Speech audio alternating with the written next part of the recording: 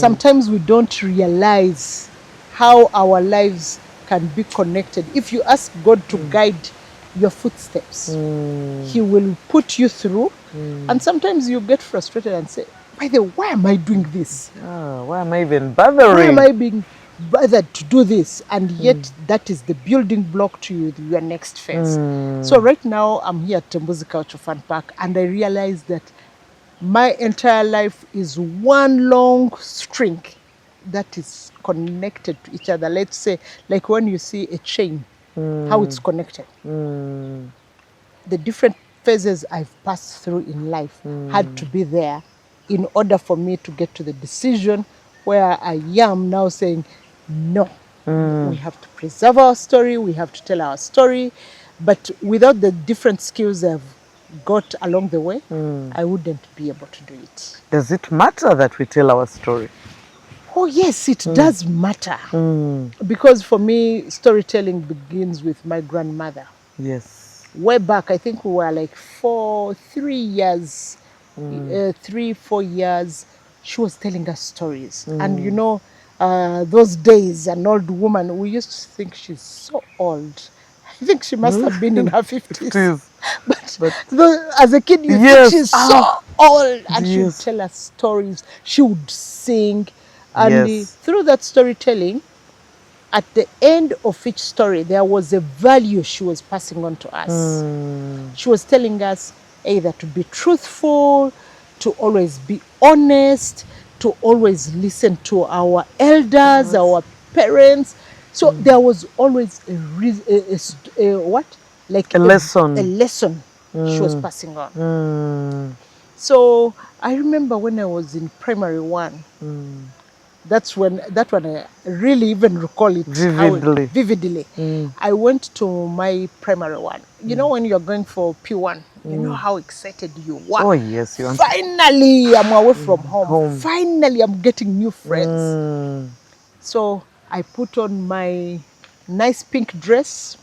I was in Luzira Primary School, just here in Kampala. No, I'm popping my eyes. Yes. Because I literally grew up in Luzira. Okay. We'll have to talk about this. That is St. Stephen's Primary School. Yes, that's the church I used to go to. So that's where I had my primary 1. Yes. You see how God connects. No, I always wondered the magnet that brought us together. So I go to school. I'm so excited with my bag. I think my mom is the one who had made even my bag. I go to school, and as I get there, my sister was in P3, so for her she was already used to school life, but I was starting P1. And I want to play with kids. I'm so excited. I want to experience what. And the first thing the kids told me, they don't want to play with me. And the reason, I'm Munyolo.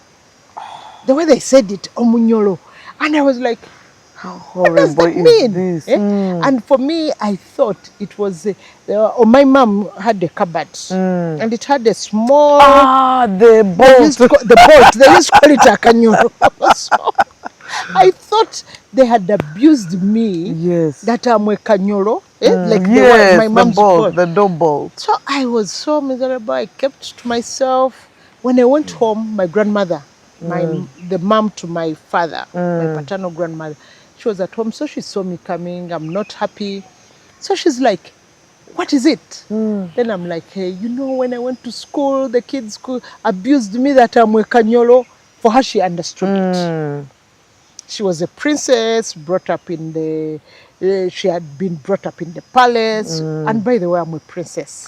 Nice. From Toro. So I'm honored to be in company of royalty. Yes. So she's telling me that, you know, yes, you are a Munyoro. And I'm like, no, my parents say we are a Toro. So she was like, no, we came from Bunyoro. So she began telling me, as a kid, you're like, oh my God. Wow. Then she tells me, by the way, you're not just a Munyoro from Bunyoro, you are also a princess. I'm like, wait a minute. So I'm a princess. So I begin, but you know, as a kid, you are thinking about those Cinderella stories and those, you're like, princess? Oh my God. So after that, she built actually my confidence. Unknowingly. Wow. Yes. But she built my confidence. So whenever somebody say you're a Munyoro, I wouldn't feel like offended. offended, I would just say, but I'm a princess. Princess, I you don't know. mind being Doesn't. that. So just like that, I loved storytelling because of my grandmother. And then she kept, as she talked about our ancestors, they looked so heroic, man. They would Yes. fight, they would conquer places, they were everywhere. Then now I got to study Christianity. When I went for my catechism classes, that I'm being told that because my grandparents were not baptized, so they didn't go to heaven. They didn't know Jesus. Oh. So I'm like, but how? Really? Really, God, how can you do this? Because they didn't know him. And because of course they lived in those years when we didn't have Christianity. So why can't God be just merciful To them. and put them into heaven? So just like that, I kept on wanting to know more.